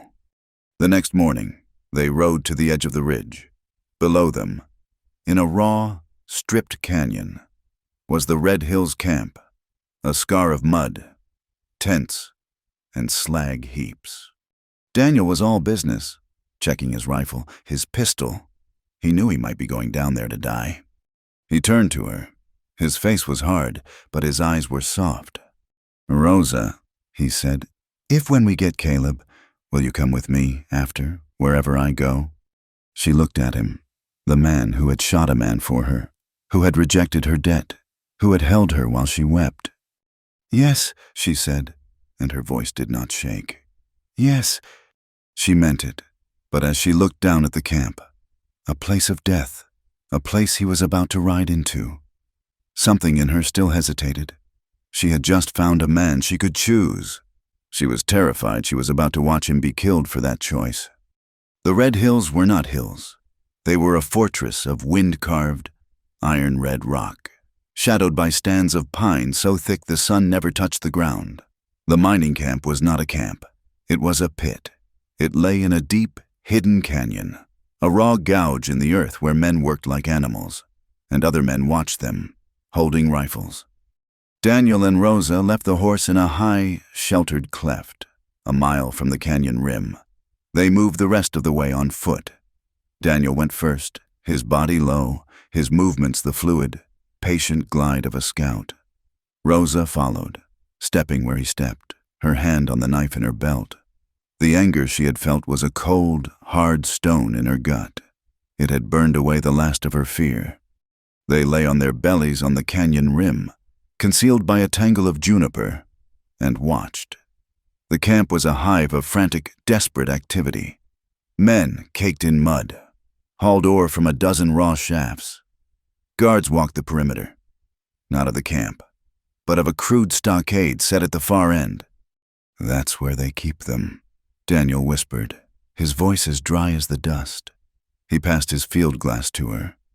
Rosa looked. She saw the captives. There were perhaps a dozen of them, men and one other woman, huddled near the fence, their clothes in rags. They were the ones doing the heaviest labor, chained at the ankles, hauling rocks to a crude sluice. Daniel took the glass back and scanned the faces, one by one. His hand was shaking. Then it stopped. "There," he breathed. Rosa looked where he was pointing. She saw a figure, smaller than the others, stumble under the weight of a wooden bucket. A guard shoved him, and he fell to his knees. He was a boy, or had been. Now he was a hollow-eyed skeleton, his hair matted, his face a mask of dirt and bruises. "Caleb," Daniel said. The word was not a name. It was a prayer. He watched for another hour, his face granite. He watched the guards. He counted them. He noted their routines. There were 3 at the stockade, 2 by the gate, 1 who walked the fence line. There were at least a dozen more in the camp, but they were minors, drunk or busy. The slavers were a distinct group. When he finally slid back from the rim, his face was set. The rage was gone, replaced by a cold, sharp-edged calm that was far more dangerous. He crawled back to Rosa. "It's him. He's alive. Barely. They're working him to death." "What do we do?" she asked. "We wait," Daniel said. "Moonset is in 4 hours. The camp will be drunk. The guards will be tired. I go in alone. I cut him out." "No," Rosa said. Daniel turned to look at her. "What?" "Not alone. Not in 4 hours. We go now." Rosa, that's suicide. It's broad daylight. No, she insisted, her voice low and fierce, the anger she had found finally taking shape. Look at them. Down there, they're all working. They're all distracted. In 4 hours, the work will stop. They will be in the tents, or drinking. The guards will have nothing to do but watch the stockade. Now they are all busy. They will not expect it. He stared at her, seeing the logic, but he hated it. I am not taking you down there. You are not a soldier. You do not know how to do this. She grabbed the front of his shirt, her eyes blazing. You saved me. You walked into that saloon and you took me. I will not lie up here on this rock and watch you lose your brother. I will not. She took a breath. And I can help. They will not expect me. Help how? By getting yourself shot? By being a woman, she said, her voice dropping. I am small. I am not a threat. They will look at me. And when they are looking at me, they will not be looking at you. Daniel looked at her. Really looked at her. The girl he had pulled from the saloon was gone. This woman was hard, and she was smart. She was right, a distraction. A woman, appearing suddenly, would pull every eye. It's too dangerous, he whispered. So is living, she whispered back. So is staying here. We go now. He wrestled with it for a long, agonizing minute. Then he nodded. All right, but you do exactly as I say. When I give the signal, you run. You do not look back. You run for the horse. You understand? I understand, she said. He pulled his knife. He checked his pistol, ensuring the caps were dry. Let's go. They moved down the winding, rocky goat path, staying in the shadows. The noise of the camp grew louder, the clang of picks, the rumble of the sluice, men shouting curses. The air stank of pine smoke, unwashed bodies, and raw, turned earth. They reached the canyon floor, hidden behind a massive pile of tailings. The stockade was 100 yards away. The 2 guards at the gate are the problem, Daniel whispered, his breath warm on her ear. The 3rd one, the walker, he is mine. I will get him when he passes that blind corner. He pointed. You see that wagon, the one with the broken wheel? Walk to it. Stay behind it until I take the walker. Then you step out. You act lost. You act like one of the camp girls. Ask for a drink. Ask for the tent. Anything. Keep their eyes on you. What is the signal? A bird call. A meadowlark, like this. He made a low, whistling sound. When you hear that, you are done. You turn, and you run back to this rock. Do not wait for me. I will have Caleb. I will meet you here. Daniel! She grabbed his arm. Do not die. He looked at her, his gray eyes soft for just a second. You neither. He was gone, a shadow slipping between the tents. Rosa's heart was a drum against her ribs. She moved, her body low, and got behind the broken wagon. She could see the 2 guards at the gate. They were rough men, bearded, their rifles leaning against the fence. They were sharing a bottle, laughing. She waited. 1 minute, 2. Her mouth was dry. Then, on the far side of the stockade, she saw movement, a shadow, larger than a man, detaching itself from the fence. Daniel. He had the walker. He had moved with impossible speed. He pulled the man back, one hand over his mouth, the other she did not want to see. The man slumped. It was time. Rosa took a deep breath. She thought of Pruitt. She thought of the auction block. She let the fear, the rage, and the memory of Elodie's kindness wash through her. She was not a victim. She was a weapon. She stepped out from behind the wagon. She stumbled, as if drunk, into the open. Oh, Lord, she said, her voice pitched high and wavering. I'm all turned around. The 2 guards at the gate stopped laughing. Their heads snapped toward her. They stood up, their eyes widening. A woman. Here, and not one of the captives. Well, now, one of them said, his voice a low, appreciative growl. What have we got here? You lost, little dove? Rosa put a hand to her head, swaying slightly. She let her hair fall over one eye. I think so. I'm looking for the tent, the one with the whiskey. A man told me to meet him. She let her voice trail off, looking at them with wide, helpless eyes. They were hooked, both of them. They left their rifles and walked toward her, their grins identical, their eyes hungry. You're a long way from the whiskey tent, sweetheart, the first one said. He was close now, and he smelled of sweat and rancid grease. But you found some friends. We can help you. Oh, thank you, Rosa breathed. She let him get close, so close she could see the tobacco stains on his teeth. She was focused on him, but her ears were straining, listening. Behind the guards, she saw Daniel. He was at the gate, his tools in his hand, working on the heavy padlock. He was a ghost. Where you from, girl? The second guard asked, circling around her. I ain't seen you before. I just got in, Rosa said, her mind racing. With the last freight wagon. It's so dusty here. She was stalling. She could hear Daniel working, a faint metallic snick, snick. We can find you a drink, the first guard said. He reached out to touch her hair. Before his fingers made contact, a sound cut through the air, a low, clear, three-note whistle, a meadowlark. Rosa's head snapped up. Her helplessness vanished. I see the tent now, she said, her voice suddenly cold and clear. Thank you. She turned and ran. Hey, the guard shouted, startled by the sudden change. Wait! Hey, Jed, the other one yelled, looking back at the gate. The gate! The lock's gone! And the walker is down! Chaos erupted. The first guard lunged for Rosa. She ducked under his arm and scrambled over the tailings pile. A pistol shot cracked, and a bullet whined past her ear. Shouts were rising all over the camp. Prisoners! They're loose! She ran, her lungs burning, not looking back. She dove behind the big rock, her body scraping against the stone. She peered around it. Daniel was coming, moving fast. He was not alone. He was half carrying, half dragging the skeletal boy, Caleb.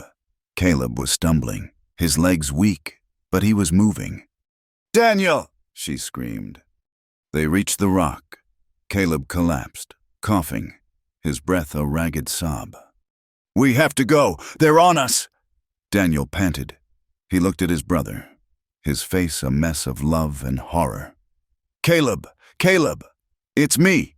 It's Daniel!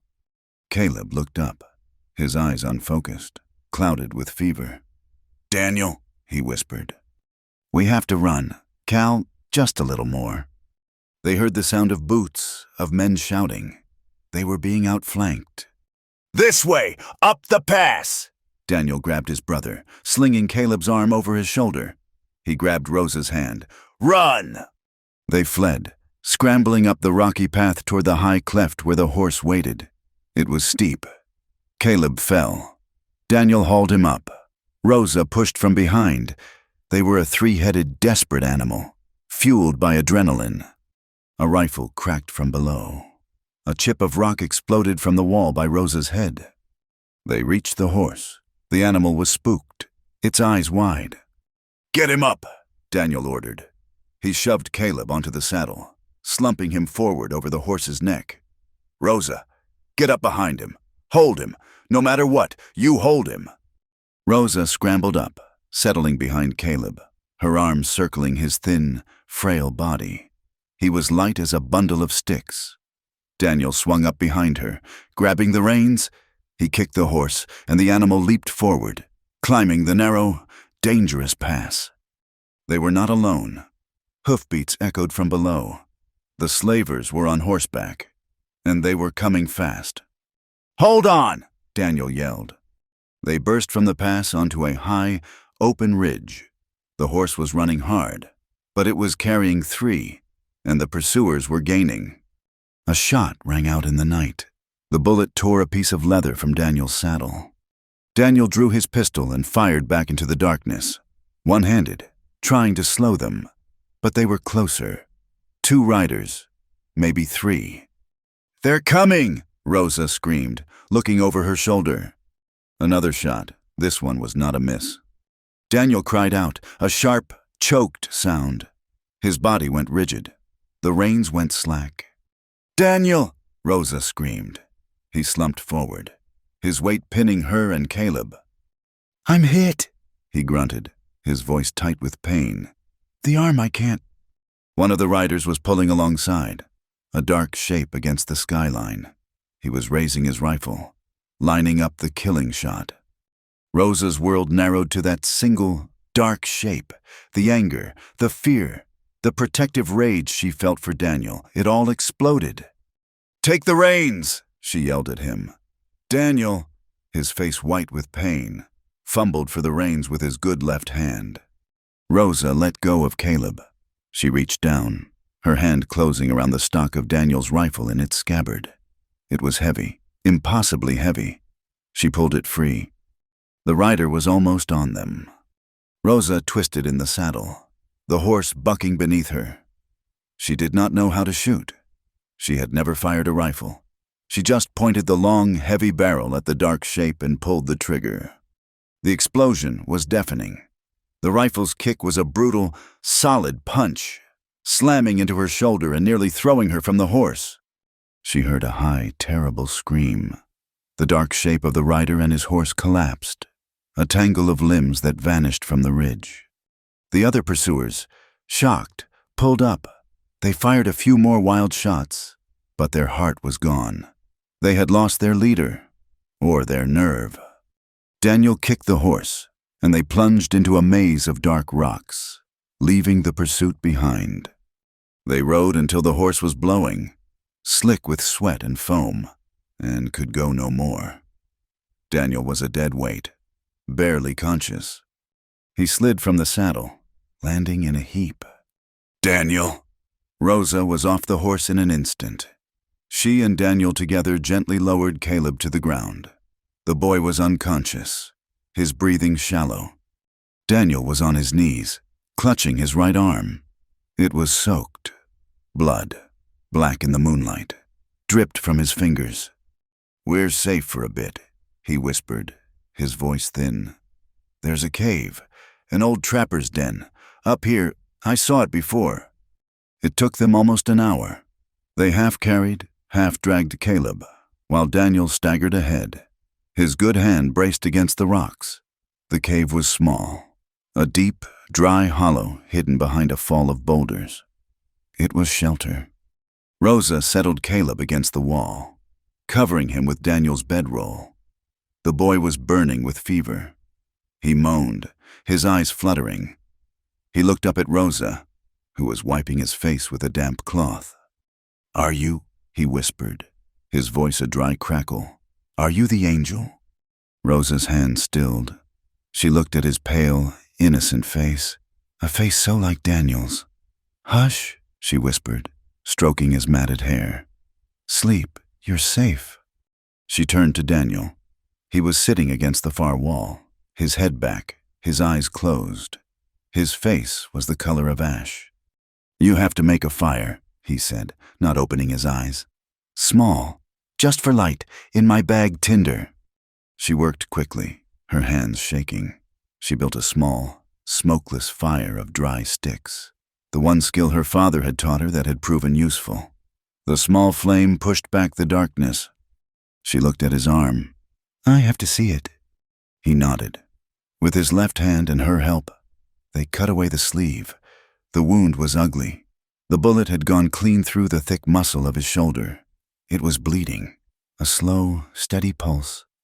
"In my bag, whiskey." He gritted out. She got it. "This will hurt." "Just do it," he said. She poured the liquor over the wound. Daniel's body went rigid, a long, hissing breath escaping his teeth, but he did not make a sound. "I need to bind it," she said, "hard." She looked around. The bedroll was on Caleb. Her own clothes were caked in mud. She went to her small saddle pack, the one she had carried from Elodie's. She pulled out a bundle of cloth. It was white. "What's that?" Daniel whispered. "Rags from the homestead," she said. She unrolled them. It was the fabric from her bridal dress. She had torn it into strips for cleaning, for bandages. She could not bear to leave it. The last piece of her old life. She had thought she would use it to bury someone. She took a long, clean strip, the lace at its edge still intact. She folded it into a thick pad, pressed it hard against the wound, and tied it, using all her strength to staunch the bleeding. She wrapped another strip around his arm and shoulder, binding it tight. Her hands were covered in his blood. He was watching her, his eyes clouded with pain. She finished, her hands trembling. She looked at the white, blood-soaked scrap of lace in her hand. "I was sold in this," she whispered, her voice thick. "I thought it was my shroud." She looked at his bound arm, then at his face. "Now it saved you." Daniel's good hand came up and found hers. His fingers were cold, but his grip was strong. He just held on, his eyes closing. In a few minutes, he was asleep, his breathing shallow. Caleb was sleeping, his fever unbroken. Rosa sat between them. She was the one who was awake. She was the one who was whole. She added a few small sticks to the fire. She looked at her hands, stained with Daniel's blood and the black powder from the rifle. She had taken a life to save his. She looked at Daniel, at his stubborn, pain-drawn face. She looked at Caleb, the boy who was the reason for this bloody, desperate journey. A strange, quiet feeling settled over her. It was not joy. It was not peace. It was something harder and stronger. It was the feeling of a foundation settling. She was not a curse. She was not property. She was not a victim to be rescued. She was a woman who had fought, who had killed, and who had saved. She felt the first hesitant, painful stirring of worth. She had earned this life. She had earned the love of the man sleeping beside her. She realized, earned a future. They stayed in the trapper's cave for 3 days, a small, cold eternity. The world was reduced to the space of that hollow rock. Rosa became the center of it, the one who moved. Daniel's wound, while clean, had cost him too much blood. The fever came on the second day, leaving him shivering and weak, his good arm barely able to lift his canteen. Caleb's fever broke first. He woke with a start, his eyes clear for the first time, and saw Daniel sleeping against the opposite wall, his arm bound in bloody white linen. "Daniel," he whispered, his voice a reed. "He is here," Rosa said quietly. She was stirring a thin gruel of cornmeal in their only pot. "He is hurt, but he is here." Caleb stared at her, this strange, dark-haired woman in a man's flannel shirt. He remembered her face from his fever dream. The angel, he'd called her. Now, in the firelight, he saw she was just a woman, her face smudged with soot, her eyes exhausted. "Who are you?" he asked. "My name is Rosa. I am a friend of your brother's." "He came for me," Caleb murmured, tears welling. "I knew he would." "He did," Rosa said. She brought him the cup of gruel. "Now eat. He needs you strong. I need you strong."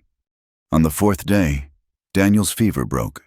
He woke to find Rosa changing the bandage on his shoulder. The strip of wedding dress was caked and stiff. She was replacing it with another piece. "You're a hard woman to be rid of. That veil," he mumbled, his voice thick. "It has its uses," she said, her hands gentle but firm as she tied the knot. "You are weak. The bleeding has stopped, but you have no strength." "We can't stay," he said, trying to sit up, but the effort made him grunt in pain and fall back. His right arm was a useless, fiery weight. "We stay 1 more day," she said.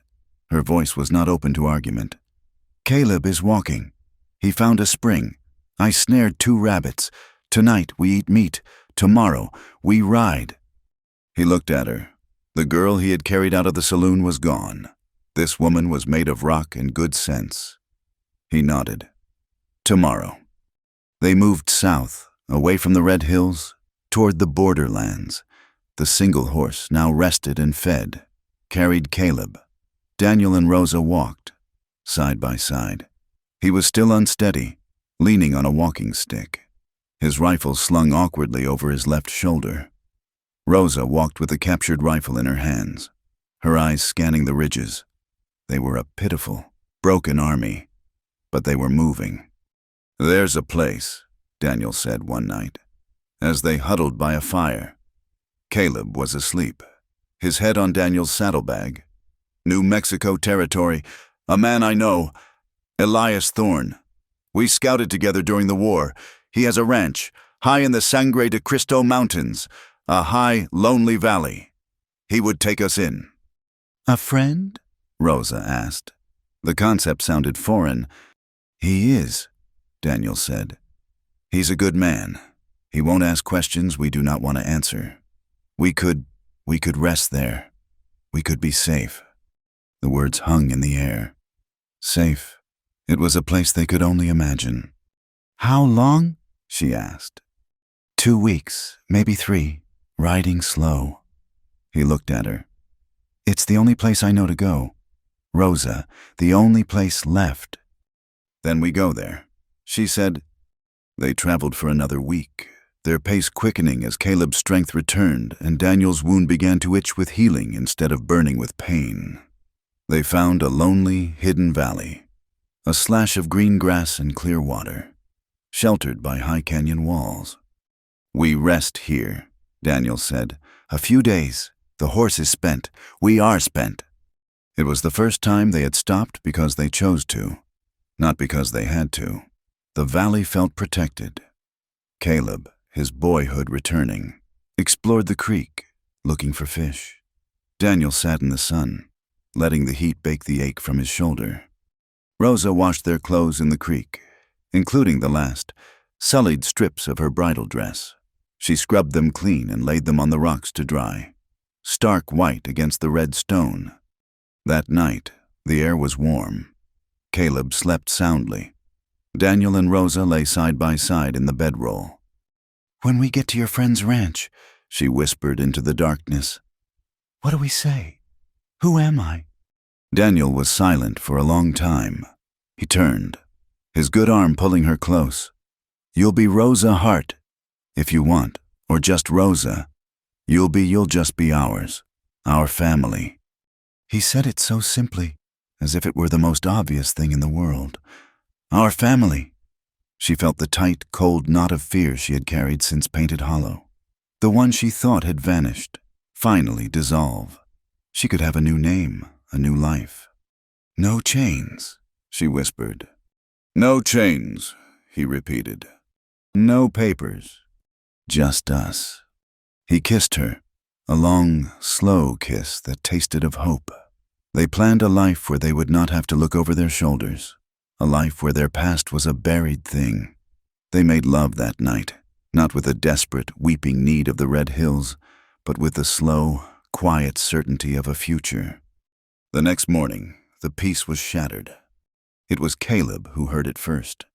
"Daniel!" he hissed, scrambling back from the creek. "Riders!" Daniel was on his feet in an instant, grabbing his rifle, but he was slow. His shoulders screamed in protest. He looked at Rosa. Her face was white. 4 riders appeared at the mouth of the valley, blocking the only exit. "Get Caleb to the rocks," Daniel ordered. His voice was flat, dead. Rosa grabbed the boy's hand and dragged him behind a jumble of boulders at the back of the camp.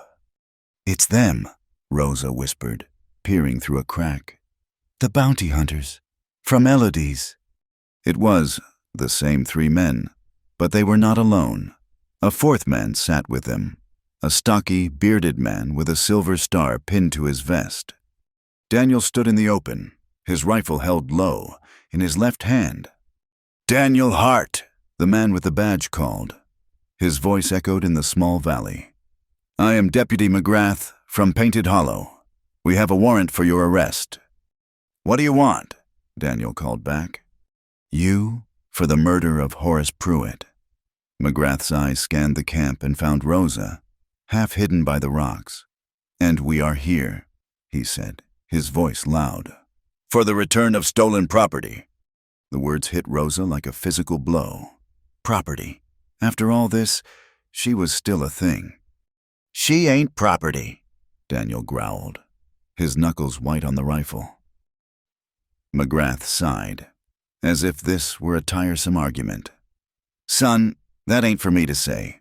The law says she is. She was bought and paid for at a legal auction. You stole her. You killed a man for her. Now you give her up, and maybe the judge in this territory goes easy on you for the killing. No, Rosa said. She stepped out from behind the rock, her own rifle in her hands. She was trembling, but not with fear. It was a pure, cold rage. I am not property. I am a free woman. The deputy looked at her, his expression a mix of pity and annoyance. Ma'am, you are whatever the law says you are, and right now, you are the property of the Red Dog Saloon, forfeit to the town of Painted Hollow. This is your last chance. Hart, give her up. You'll have to take her, Daniel said. So be it, McGrath said. He unholstered his pistol. You're under... He never finished the sentence. Daniel, seeing the motion, raised his rifle, but he was too slow. His wounded shoulder betrayed him. The valley exploded with gunfire. The bounty hunters, who had been fanning out, opened fire. Bullets ricocheted off the rocks. Get down, Daniel yelled, diving for cover, pulling Rosa with him. A bullet tore a long, bloody graze along his ribs. He cried out, more in anger than pain. He was pinned. His bad arm made him clumsy, made him weak. One of the bounty hunters, a thin, weasel-faced man, was circling, trying to get a clear shot at them from the side. He was running low, moving from rock to rock. Caleb, from his hiding place, saw the man. He saw him lining up a shot at Daniel's exposed back. Caleb let out a yell and, with all his young strength, threw a rock the size of his fist. The rock hit the bounty hunter's horse in the rump. The animal whinnied and shied, throwing the man off balance. You little rat! The man screamed, turning his attention to Caleb. It was the opening. Deputy McGrath, seeing the fight unfold, decided to end it. He saw Rosa, the source of it all, reloading her rifle. He saw her as the curse, the troublemaker. He saw her as the thing that had caused all this death. He stood from behind his horse, taking careful aim at her. You're the one, he yelled. You caused all this. Rosa looked up. She saw him, the badge, the law, the man who had come to take her back. She saw the black round hole of his pistol, aimed at her heart. She did not flinch. She did not hesitate. She thought of Thomas, hanging from the cottonwood. She thought of Pruitt's strap. She thought of the chain on the wall. She raised her rifle, her movement steady, fluid. She fired one shot. The boom of the rifle echoed, loud and final. Deputy McGrath looked down at his chest, at the spreading red stain on his vest, just above the silver star. He looked at her, his eyes wide with a terrible, final surprise. He dropped his pistol and fell forward into the dust. A terrible, sudden silence filled the valley. The bounty hunters stared at the body of the lawman. He's dead, one of them whispered, his voice cracking. She shot the deputy. This was no longer about a reward. This was a hanging offense. For all of them. It ain't worth it, Jed, the second man yelled to the one Caleb had distracted. I ain't hanging for this. The weasel-faced man scrambled to his feet, grabbed his horse, and leaped into the saddle. The other two were already fleeing, galloping out of the valley, leaving their dead in the dirt. The silence that returned was heavier this time, thick with the smell of gunpowder and death. Caleb crept out of the rocks, his face pale, his eyes huge. Daniel pushed himself up, clutching his bleeding side. He looked at the body, then at Rosa. She was still standing, the rifle held at her side. She was staring at the man she had killed. A lawman. We have to go, Daniel said, his voice ragged. Now, but we can't just leave him. The three of them, a wounded man, a half-starved boy, and a woman set to work. With their knives and their bare hands, they scraped a shallow grave in the hard-packed earth of the valley floor. It took an hour. They rolled the deputy into it, and Daniel, his face grim, pulled the silver star from the man's vest. He tossed it into the hole, and they covered him with rocks and dirt. They packed their meager camp in silence and rode hard into the night. They rode for hours, pushing the horse, until they were high in the dark, moonlit hills. Rosa had not said a word. She sat behind Caleb, her body rigid, her hands gripping the saddle. Finally, she pulled back on the reins. "Stop!" she whispered. She slid from the horse. The moment her feet hit the ground, she stumbled away, fell to her knees, and was violently ill. The thin gruel and rabbit meat came up, burning her throat. When there was nothing left, she just knelt, shaking, and began to sob. It was not the release of tears she had felt with Daniel. This was a dark, tearing breakdown, ripped from the deepest part of her. "I killed him!" she wept, her hands clutching her hair. Oh God, I killed him!" Daniel dismounted, his body a map of pain. He went to her, kneeling, pulling her back against his chest. Caleb watched, terrified. "Rosa," Daniel said, his voice rough. "Listen to me. He would have taken you. He would have seen us hang." "No!" she shrieked, twisting in his arms. "You don't understand! It's me! It's me!" "What are you talking about?" "I am the curse," she cried, her voice hysterical. "The men, every man Tomasi defended me, and they lynched him. Pruitt, he bought me, and you killed him. The man on the ridge, I killed him. And now a lawman, a deputy. I bring death. I bring it to everyone who touches me." She was hammering his chest with her fists, all her strength, all her guilt, all her terror pouring out. Daniel just took it, letting her strike his wounded body. He wrapped his arms around her, his good arm and his bad, and held her, pinning her arms, until the storm broke and she collapsed against him, sobbing. "No," he said, his voice a low, fierce whisper against her hair. "You listen to me. You are not a curse." He held her face, forcing her to look at him. His eyes were burning in the moonlight. "When I rode into Painted Hollow," he said, his voice thick, "I was a dead man. I was a ghost, looking for another ghost. My brother was gone. My life was gone. There was nothing left in me but dust and guilt. I was just walking into the ground." He touched her cheek. You were the first real thing I saw in a year. You were the first thing that made me feel. You didn't curse me, Rosa." His voice broke, but he held her gaze. "You saved me. You saved me in that saloon. You saved me from the slavers. You saved Caleb. You saved us, today, in that valley. You didn't bring death. You brought us life. The men who died, they made their choice. They chose to trade in lives. They chose to hunt us. You just chose to live." She stared at him, her sobs hiccuping in her chest. His words were a bomb, a fire, something she had never known. "You saved me." They rested 2 days later in the ruins of an old Spanish mission. The adobe walls were crumbling, and the bell tower was a heap of rubble, but the chapel roof was sound. It was a quiet place, a holy place, though its God had long since departed. Caleb, exhausted by the pace and the violence, slept deeply. Daniel and Rosa sat by a small fire. The deputy's death lay between them, a truth they had to face. "The world will never forgive us for that," Rosa said quietly, staring into the flames. "In their eyes, I am a thing that was stolen, and you are a man who killed a lawman. We will always be outlaws." "Then we will be outlaws," Daniel said.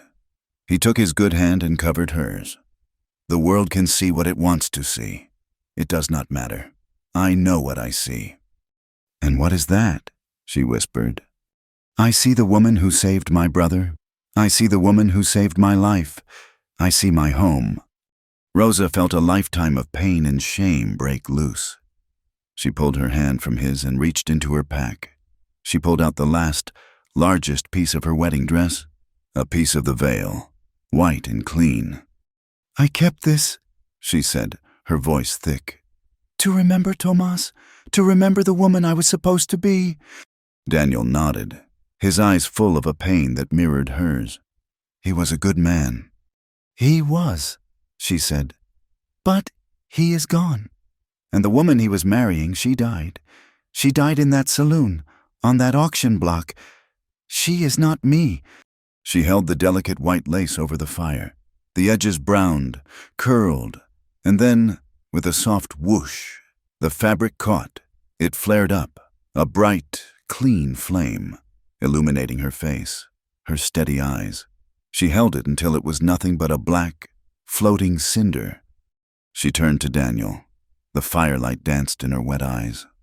I'm not anyone's bride now, she said. I'm not a wife. I'm not property. She laid her hand, the one that had fired the rifle, on his knee. I'm yours, if you'll still have me. Daniel looked at her, at this woman made of fire and steel and sorrow. He was not a man of words. He was a man of actions. He leaned forward, his whole body aching, and took her hand. He turned it over and pressed his lips to her palm. He looked up, his voice rough. I always was yours. Months passed. The high, desperate country of the Red Hills gave way to the towering peaks of the Sangre de Cristo range. The name felt true. The mountains were a long, jagged spine of granite that turned a deep, bloody red in the last light of the sun. They were a wall against the world, a fortress of pine and rock and thin, cold air. Here, in a high valley known only to a few, Daniel's friend, Elias Thorne, had his ranch. Elias was a man carved from the same hard wood as Daniel. He had been a scout, a trapper, a man who had seen too much of the war and the world and had turned his back on it. He was a man of few words, with a beard thick with gray and eyes that had seen everything and judged nothing. He met them on the trail, as if he had been expecting them, his rifle resting in the crook of his arm. He looked at Daniel, his arm in a sling. He looked at the skeletal boy on the horse. He looked at the dark-eyed woman with a rifle in her hands and a story of fire in her face. He simply nodded. You're late, Daniel. I was about to give up on you. Got held up, Elias, Daniel said. I see that. Elias looked at Rosa. Ma'am. This is Rosa, Daniel said. This is my brother, Caleb. We need a place. Fire's lit, Elias said, turning his horse. Stew's on. He asked no questions. Not then, not ever. He gave them the small, sturdy trapper's cabin he had first built, and he and Daniel set to work on a new one, larger, on a rise overlooking the valley. Life found a new rhythm. It was not the rhythm of flight, of listening for hoofbeats in the dark. It was the rhythm of work, of axes and hammers, of the sun rising and setting. The sound of Daniel's axe, now swung with his healed right arm, was a sharp, clean sound that echoed in the valley. He and Elias worked the trees, felling pine and aspen, notching the logs. Rosa and Caleb worked too. They cleared stones from the small patch of land Elias had given them, piling them high for a fence. The work was hard, brutal. It made Rosa's hands bleed. But it was good. She was not a prisoner. She was a builder. Every rock she lifted was a stone in her new foundation. Every log Daniel set in place was a wall against the past. They were building a home, from the ground up, with their own hands. Caleb changed the most. The hollow-eyed, feverish ghost from the Red Hills was gone. In his place was a young man. The high mountain air and the hard work put muscle back on his frame. The food, venison, cornbread, beans, filled him out. But it was Rosa who healed the part of him the slavers had broken. He was quiet, haunted by what he had seen and endured, by the men who had been chained with him. He had nightmares, too. In the evenings, When the cold wind came down from the peaks, the three of them would sit by the fire in Elias's main cabin. Elias would smoke his pipe, and Daniel would clean his rifle, his movements slow, content. Caleb had a hunger for the world he had missed. Elias had a small, precious stack of books. Shakespeare, a copy of the Bible, a dog-eared book of poetry, and a primer. I cannot read so good," Caleb confessed one night, his face burning with shame. "Then you will learn," Rosa said. She took the primer. Her own English was not perfect, but it was clear, and her reading was strong. She sat with him, her finger tracing the letters. A, B, C. He was a quick study. In a month, he was sounding out words, and in return, she taught him hers. "In my father's house," she said, "we spoke 2 languages. It is good to have more than one way to say the world." She would point. "Fire! Fuego! Fuego!" Caleb would repeat, the sound strange in his Missouri mouth. "Brother," she said, touching his shoulder. "Hermano." Then she would look at Daniel, who watched them from the shadows, a small, rare smile touching his face. She looked at him, the man who had torn her from hell. "Mi vida," she whispered, "my life." Caleb did not ask what it meant. He saw the way she looked at his brother. He understood. He helped tend the animals, the 2 mules and the horse, and he read by the firelight, his voice growing stronger. Rosa and Daniel lived in the old way, the way of the frontier. There was no preacher, no piece of paper. The law that had branded her property and him a murderer had no place in their valley. Their vows had not been spoken in a church. They had been sealed in the alley behind the Red Dog Saloon. They had been sanctified in the trapper's cave. They had been confirmed in the blood of the deputy in the lonely valley. They were not master and slave. They were not even, in the world's eyes, husband and wife. They were something deeper. They were chosen. They were tested. They were whole. Their intimacy was as quiet and steady as the mountains. It was in the way he would hand her the axe, his hand brushing hers. It was in the way she would have a hot cup of coffee ready when he came in from the cold, his beard dusted with snow. It was in the nights, lying under the thick quilts, his body a solid, warm wall against her back. He had not just saved her. He had seen her, and she had seen him. There were no lies between them, no debts. One afternoon, as the first deep snows of winter began to blanket the high passes, Elias returned from a trip to the settlement down in the flats, a place they never went. He carried a sack of flour, salt, and a wrinkled, month-old newspaper from Santa Fe. He smoothed it on the table, and he read aloud. "The territorial governor," he read, his voice slow. "Following a number of scandalous reports from the outer territories, including the lynching of a freighter and the subsequent sale of his fiancée in Painted Hollow, has signed a bill, effective immediately. The practice of public slave or forfeit auctions is hereby outlawed." The cabin was silent. Caleb looked at Rosa. Daniel just snorted, a low, bitter sound. "About time." Rosa sat, her hands still. She was mending a tear in Caleb's coat. The needle was poised in her hand. A number of scandalous reports. The sale of his fiancée. That was her. She was a scandalous report. The world had, in its slow, blind way, admitted it was wrong. It changed nothing. It did not bring Tomas back. It did not unwhip her back. It did not take away the killing of the deputy. But it was something. It was a lock turning, far away. "So it is done," she said quietly. "It is done."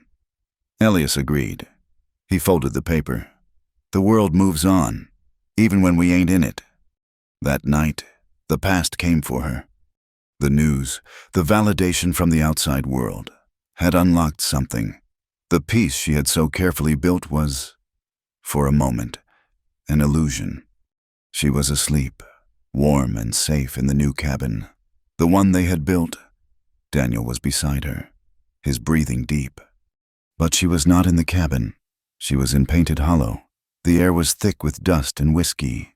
She was on the auction block, in the torn white dress. The man with the stained vest was shouting, $10! Who'll give 10 for the greaser's whore? The faces in the crowd were leering, laughing. Horace Pruitt was there, his small, hard eyes on her, and beside him, Deputy McGrath, who smiled and polished his badge. "Sold!" the auctioneer yelled. Pruitt's hand grabbed her. The chain was cold on her wrist. He dragged her to the back room. The smell of the room, the cold, the despair, it was so real she gagged.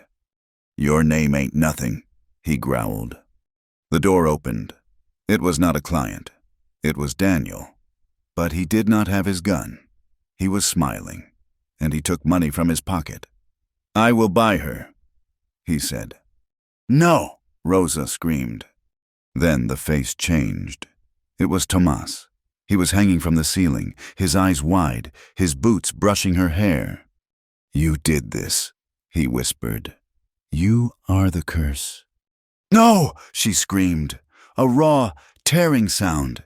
She came awake fighting, her fists striking out, her legs kicking, tangled in the heavy quilts. She was fighting for her life. "Rosa! Rosa! You're here! You are here!" Strong hands gripped her wrists. She fought them. "No! Let me go! Let me go!" "Rosa! It is me! It is Daniel!" His voice, deep and real, finally cut through the terror. Her eyes snapped open.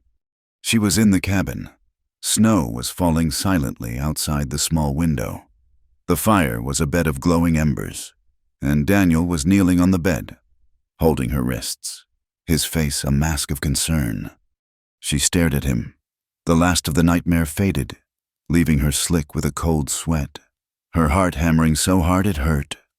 It was, she sobbed, collapsing against him. "I know," he said, his voice a low rumble in her ear. He did not let her go.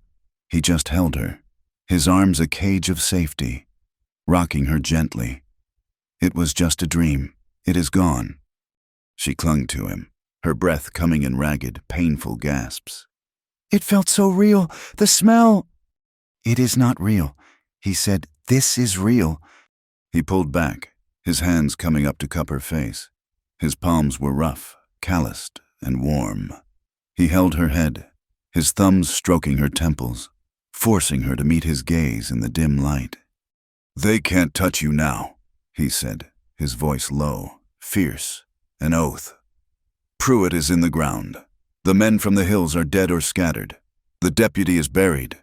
They are gone. You are here. You are with me. And they cannot ever touch you again."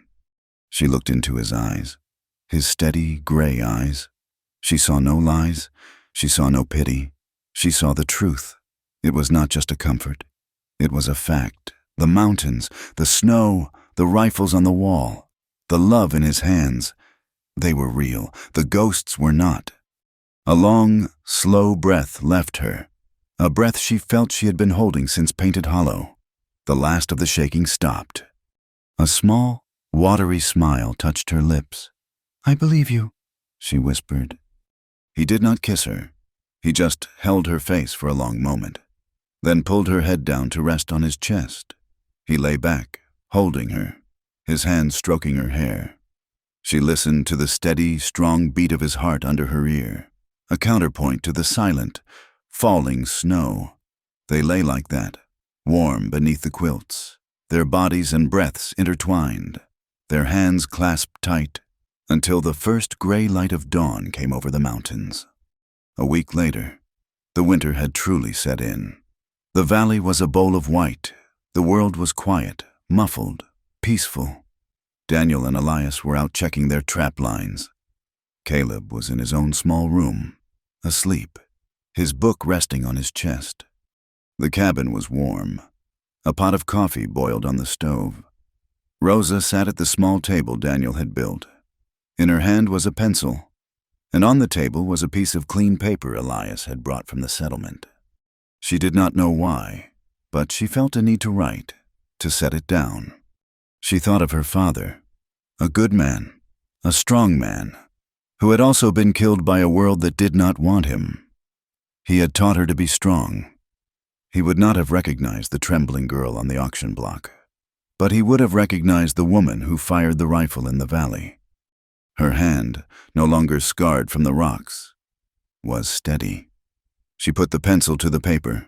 She addressed it to him, to a man long dead, a man who would never see it.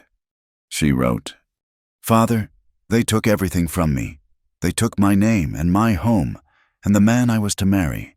I was sold like a thing." She stopped. The pencil was tight in her hand.